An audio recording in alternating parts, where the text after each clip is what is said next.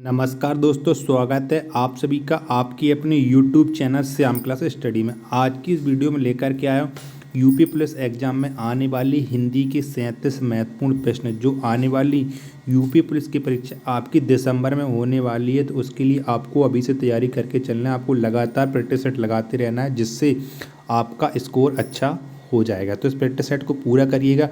Practice set को पूरा करने के बाद आपको अपना स्कोर कमेंट बॉक्स में ज़रूर शेयर करना और बताना कि आपने हमारे इस प्रैक्टिस सेट में कितने प्रश्न सही किए और आप वीडियो यूपी के किस ज़िले से देख रहे हो। वीडियो पसंद आती तो वीडियो को आप लाइक कर दीजिएगा। चैनल को आपने सब्सक्राइब नहीं किया तो चैनल को जरूर सब्सक्राइब कर लीजिएगा। प्रैक्टिस सेट को पूरा करने के बाद इसे आप ईमानदारी से अपने सभी छोटे भाई बहनों का जरूर शेयर करना है जिससे वो भी लोग प्रैक्टिस सेट को लगाएं और उन्हें भी अपनी तैयारी का पता लग जाए कि वो पुलिस की परीक्षा की तैयारी कर रहे हैं, उसके लिए वो हिंदी के प्रैक्टिस सेट में कितने प्रश्न सही कर पा रहे हैं। तो चलिए शुरू करते हैं आज का अपना 77 प्रश्नों का महत्वपूर्ण प्रैक्टिस सेट। तो आपके सामने पहले ये गद्यांश दिया गया है, गद्यांश को आप पूरा पढ़ लीजिएगा वीडियो को रोक करके और उसके बाद आपको अपने गद्यांश के आंसर मिलाना। आशा करता हूँ आप लोग ऐसा जरूर करेंगे, वीडियो को पॉज करके गद्यांश जरूर पढ़ लेंगे।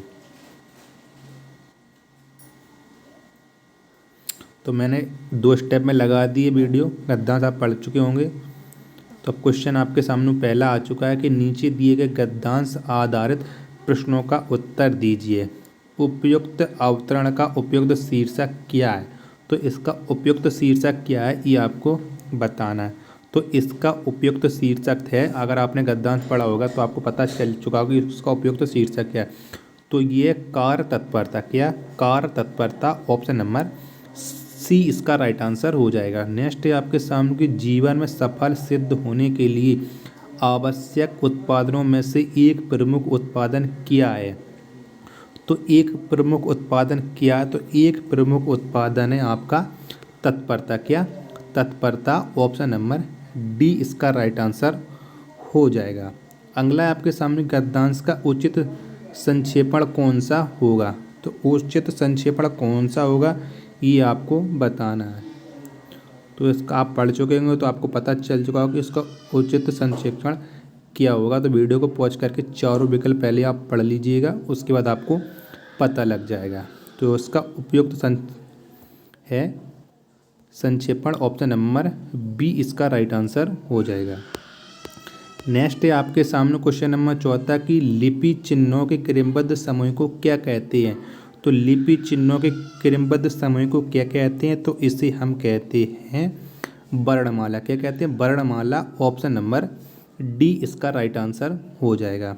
अगला है आपके सामने कि ऐसी कौन सी 2 मात्राएं जिनका प्रयोग तो किया जाता है किंतु उनका समावेश स्वर में नहीं किया जाता है? तो वो कौन सी 2 मात्राएं जिनका प्रयोग तो किया जाता है लेकिन उनकी गिनती स्वर में नहीं होती है?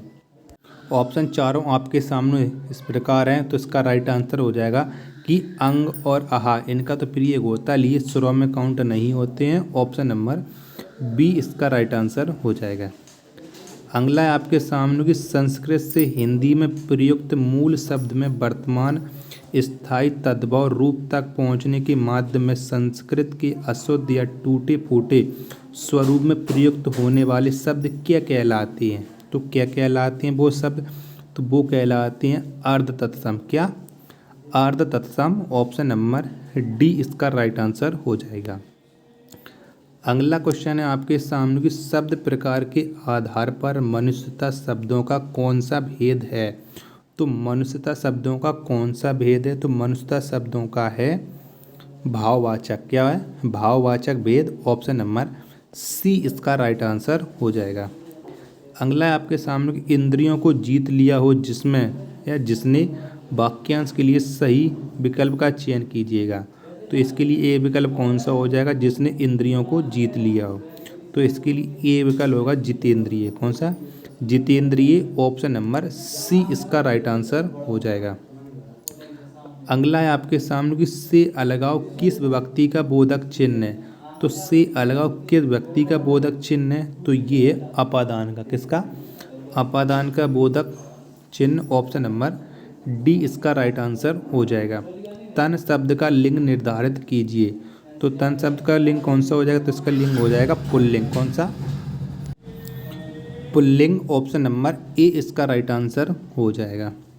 अगला प्रश्न है आपके सामने कि उत्तम पुरुष सर्वनाम के किस भेद का एक प्रकार है। तो उत्तम पुरुष सर्वनाम के कौन सा एक प्रकार है, तो ये है सर्वनाम का एक पुरुषवाचक का प्रकार, ऑप्शन नंबर बी इसका राइट आंसर हो जाएगा। कंचन एक कृष्णांगनी युवती है, इस वाक्य में कौन सी अशुद्धि है। तो इस वाक्य में क्या अशुद्धि है। तो क्वेश्चन नंबर 12 में किस प्रकार की अशुद्धि है, तो इसमें अशुद्धि है शब्द चयन संबंधी अशुद्धि, ऑप्शन नंबर ए इसका राइट आंसर हो जाएगा।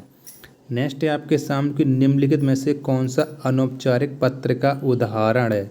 तो कौन सा है अनौपचारिक पत्र का उदाहरण। तो चारों विकल्प आपके सामने है, ये आपको बताना है। तो इसमें विकल्प हो जाएगा आपका ऑप्शन नंबर बी, बहन के विवाह में शामिल होने के लिए मित्र को लिखा गया पत्र, ऑप्शन नंबर बी इसका राइट आंसर हो जाएगा। नेक्स्ट है आपके सामने कि हिंदी भाषा में ह्रस्व स्वरों की संख्या कितनी है। तो हिंदी भाषा में ह्रस्व स्वरों की संख्या कितनी है, तो ये संख्या है 4, ऑप्शन नंबर बी इसका राइट आंसर हो जाएगा। अगला है आपके सामने कि जिन सामासिक शब्दों में पहला पद संख्या को व्यक्त करने वाला विशेषण होता है वे शब्द कहलाते हैं। तो वे शब्द क्या कहलाते हैं, तो वे शब्द कहलाते हैं द्विगु समास। क्या, द्विगु समास, ऑप्शन नंबर बी इसका राइट आंसर हो जाएगा। अगला प्रश्न है आपके सामने की सुहावना, लिखाई व छलिया में निहित प्रत्यय के लिए सही विकल्प का चयन कीजिए। तो इसमें कौन सा प्रत्यय लगा कि सुहावना, लिखाई व छलिया में। तो कौन सा है, तो सुहावना में हो जाएगा आवना, लिखाई में हो जाएगा आई और छलिया में हो जाएगा ईया प्रत्यय। तो किस में है, तो ये है ऑप्शन नंबर डी इसका राइट आंसर हो जाएगा। अगला है आपके सामने कि निम्नलिखित में से कौन सा शब्द तत्सम है। तो कौन सा शब्द तत्सम है, इन चारों विकल्प में आपको बताना है। तो जो अमूल शब्द है ये तत्सम है, ऑप्शन नंबर डी इसका राइट आंसर हो जाएगा। नेक्स्ट है आपके सामने कि जो शब्द संस्कृत भाषा से उत्पन्न या विकसित हुए हैं क्या कहलाते हैं। तो वो शब्द क्या कहलाते हैं जो संस्कृत भाषा से उत्पन्न या विकसित हुए हैं, तो वो कहलाते हैं तत्सम। क्या, तत्सम, ऑप्शन नंबर ए इसका राइट आंसर हो जाएगा। अगला है आपके सामने की व्युत्पत्ति के आधार पर किलकित कौन सा शब्द है।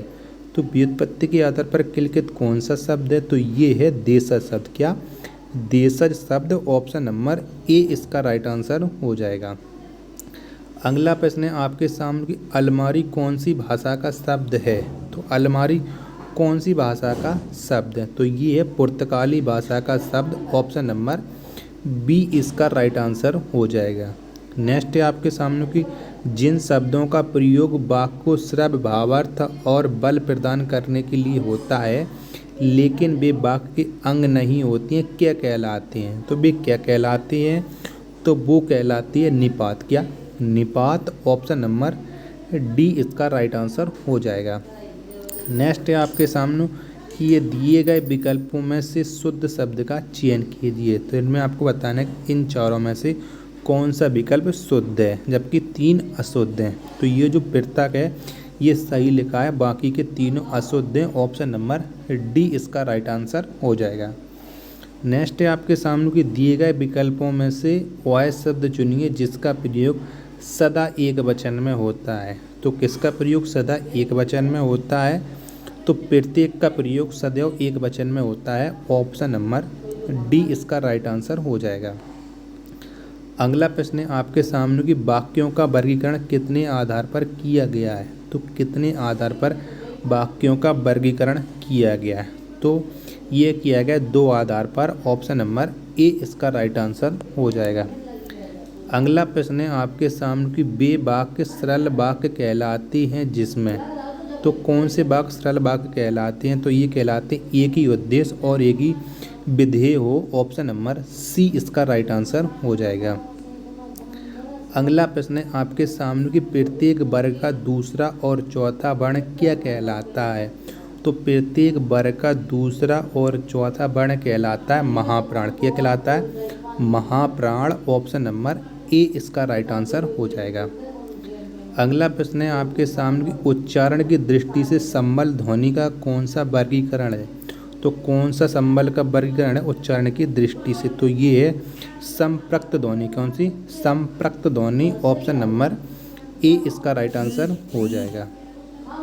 नेक्स्ट है आपके सामने की विपद प्लस जाल या बराबर विपजाल में कौन सी संधि है। तो इसमें कौन सी संधि है, तो इसमें संधि है व्यंजन संधि। कौन सी है? व्यंजन संधि। ऑप्शन नंबर बी इसका राइट आंसर हो जाएगा। दुरात्मा में कौन सा उपसर्ग है, तो कौन सा उपसर्ग है दुरात्मा में, तो ये है दुर उपसर्ग। कौन सा? दुर उपसर्ग। ऑप्शन नंबर सी इसका राइट आंसर हो जाएगा। अगला प्रश्न है आपके सामने कि निम्नलिखित में से किस वाक्य में परिणामवाचक क्रिया विशेषण है। तो कौन सा परिणामवाचक क्रिया विशेषण है इसमें, तो ये इस बार बारिश में बहुत ओले पड़े। क्या हो जाएगा? इस बार बारिश में बहुत ओले पड़े। ऑप्शन नंबर ए इसका राइट आंसर हो जाएगा। मनोभावों को प्रकट करने वाले वे अभिकारी शब्द जिनका वाक्य से कोई संबंध नहीं रहता है कहलाते हैं। तो वो क्या कहलाते हैं? क्या कहलाते हैं वो? तो वो कहलाते हैं विस्मयादि बोधक अवयव। क्या? विस्मयादि बोधक अवयव। ऑप्शन नंबर सी इसका राइट आंसर हो जाएगा। नेक्स्ट है आपके सामने कि वे भ्रष्टाचार के प्रबल विरोधी थे वाक्य सर्वनाम का कौन सा भेद है। तो कौन सा भेद है ये? वे भ्रष्टाचार के प्रबल विरोधी थे सर्वनाम का कौन सा प्रकार है, तो ये सर्वनाम का पुरुषवाचक प्रकार। ऑप्शन नंबर डी इसका राइट आंसर हो जाएगा। ननली, कैरब, चंद्रप्रिया किसके पर्यायवाची शब्द हैं। तो ये किसके पर्यायवाची शब्द हैं, तो ये पर्यायवाची हैं कुमुदनी के। किसके? कुमुदनी के। ऑप्शन नंबर सी इसका राइट आंसर हो जाएगा। अगला प्रश्न है आपके सामने शब्द युग्म यदा कदा के सही अर्थ का युग्म चयन कीजिए। तो यदा कदा का सही अर्थ क्या हो जाएगा, तो इसका सही अर्थ हो जाएगा जब कब। कौन सा? जब कब। ऑप्शन नंबर सी इसका राइट आंसर हो जाएगा।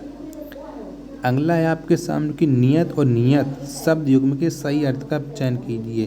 तो इसका सही अर्थ क्या हो जाएगा, तो इसका सही अर्थ हो जाएगा नियत और नियत का निश्चित इरादा। कौन सा? निश्चित इरादा। ऑप्शन नंबर सी इसका राइट आंसर हो जाएगा। आलोचकों के अनुरूप हमें अपनी रचना में परिवर्तन करना होगा। इस वाक्य